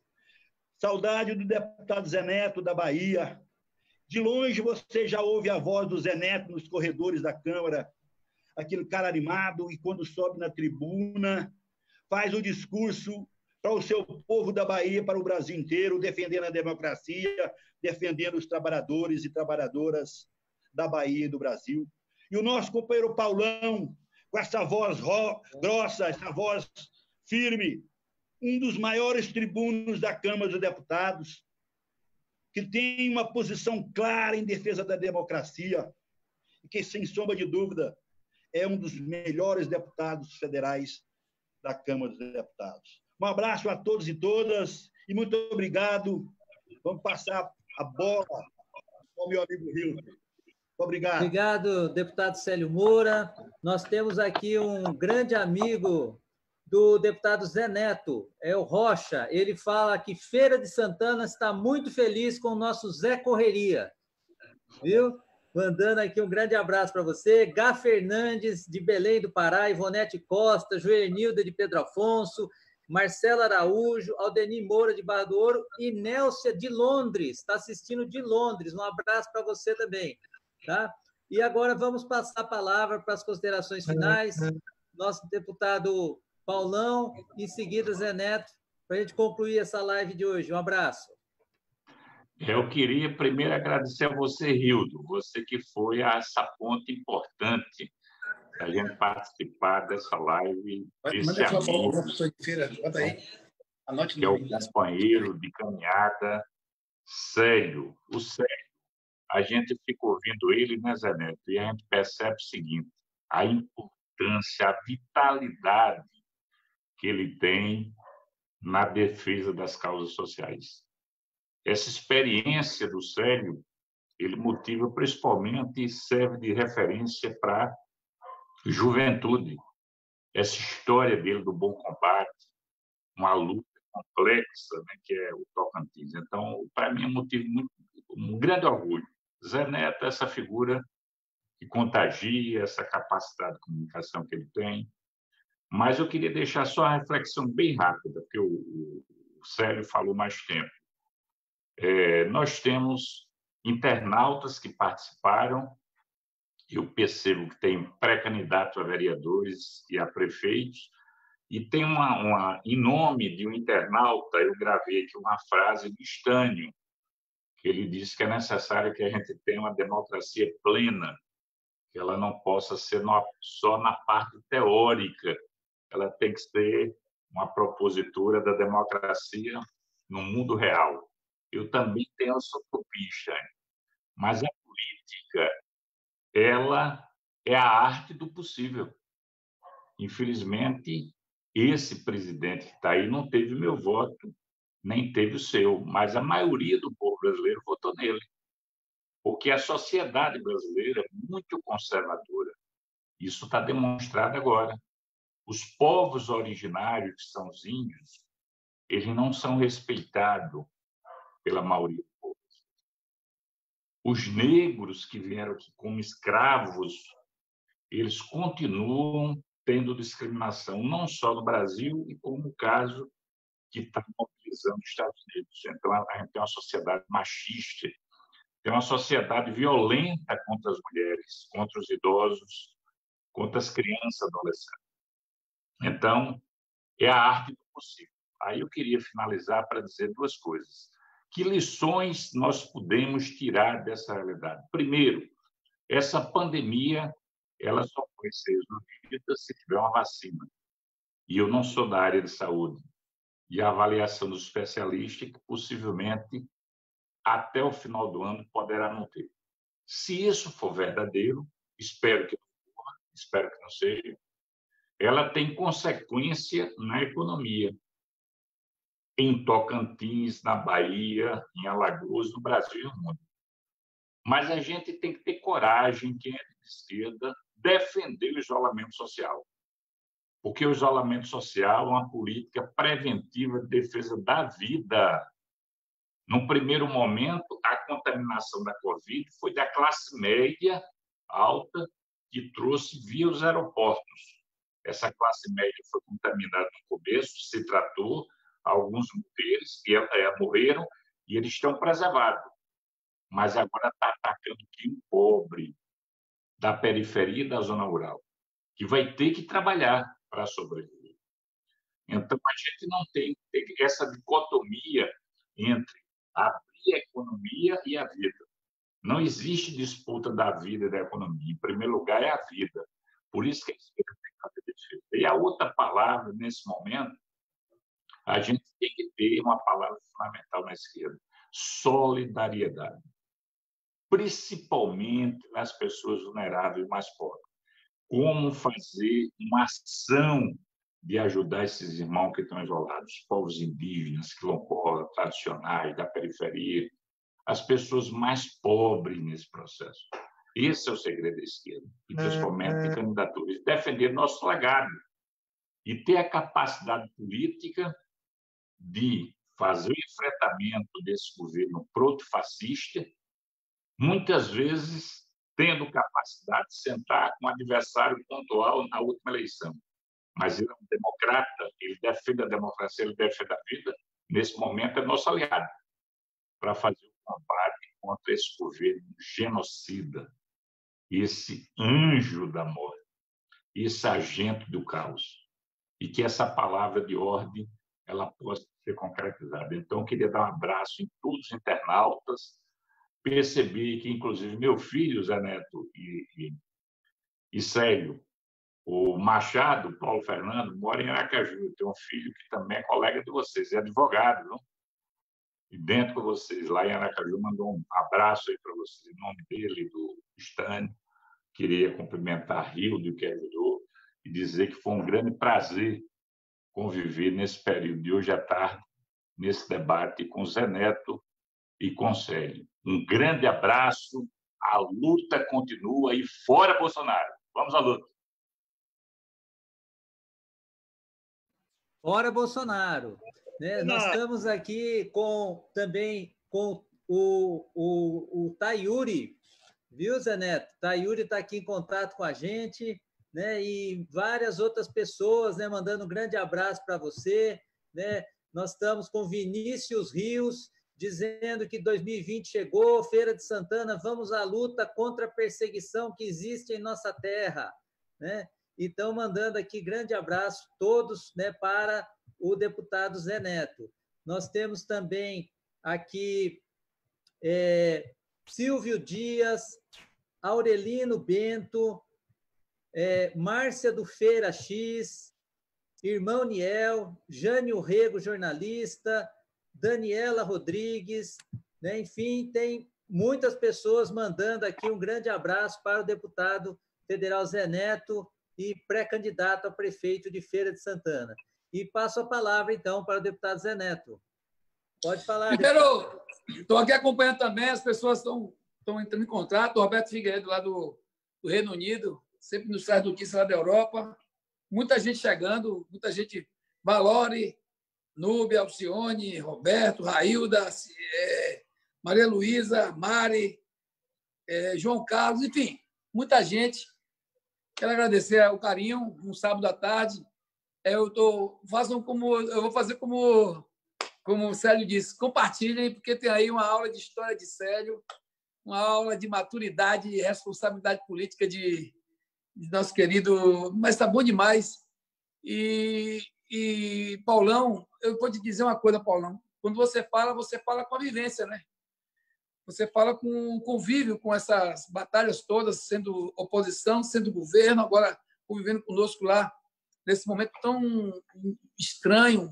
A gente tem hora que eu estou vendo aqui uma coisa que a Haddad disse hoje no artigo dele da UOL, que é o rastro que vão deixar.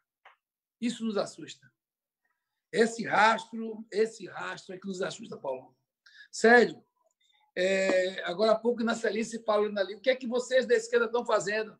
O que a gente sempre fez, um bom combate. Agora, não é fácil. Essa semana a gente viu, no último domingo, as torcidas indo para a rua, nos últimos 15 dias, né? As pessoas se manifestando já, se manifestando, indo para o combate de rua, que está difícil agora. Aqui na nossa cidade, ontem morreram 6 pessoas. Eu já contabilizei 6 pessoas que morreram de ontem para hoje, de anteontem para hoje, que não foram contabilizadas. Ao contrário do que eles dizem, que está eles estão dizendo que há um excesso de notificação. Ao contrário, há uma subnotificação absurda.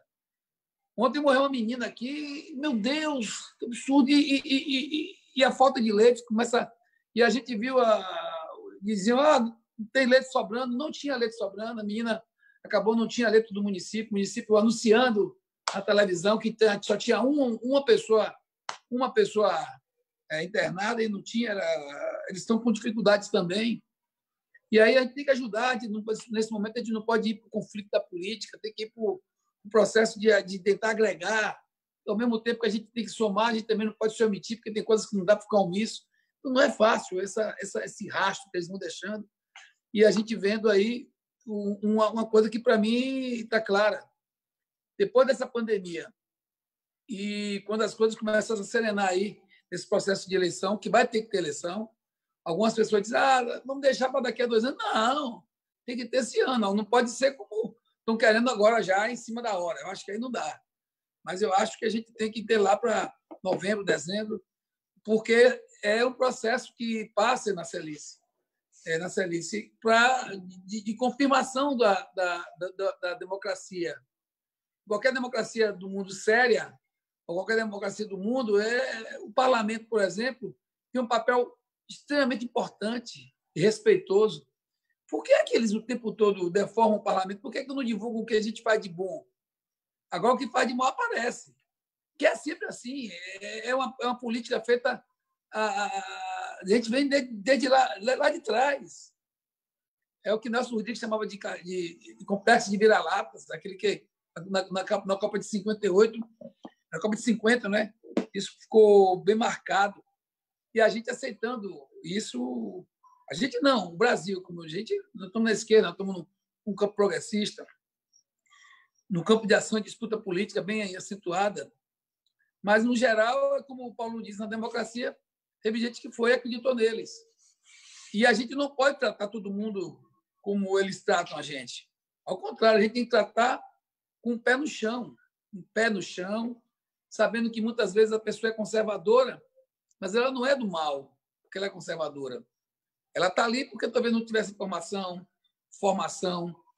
as culturas são outras, tem aí o lado também das pessoas. Eu até falei hoje de manhã no PT que a gente tem que ter muito cuidado com a nossa linguagem, com a nossa comunicação, nesse momento onde muita gente que a gente tem, mas fulano é conservador, como se fosse uma coisa, sabe? O país é conservador, infelizmente, grande parte da população, e tradicional, que tem coisas boas e tem coisas complicadas em ser tradicional.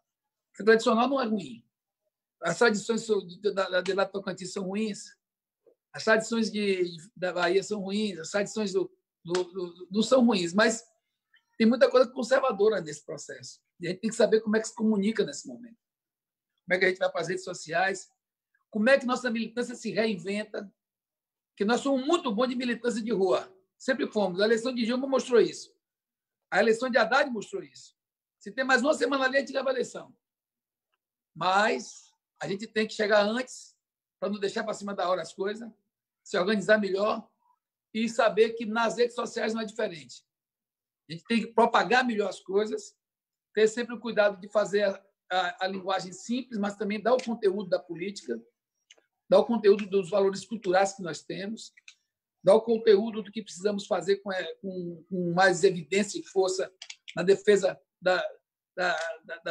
dos valores pretos da gente, dos valores sertanejos da gente, da defesa da mulher, da defesa do adolescente, da defesa das políticas públicas inclusivas e de todas essas coisas importantes que nortearam o projeto de um Brasil com mais autonomia, um Brasil com mais soberania, um Brasil onde os nossos lavradores, nossos homens e mulheres, que essa semana a gente vai, Paulo, se Deus quiser, vamos ter uma vitória lá no Congresso, porque está todo mundo entendendo que não é possível que os nossos trabalhadores do campo fiquem tão esquecidos.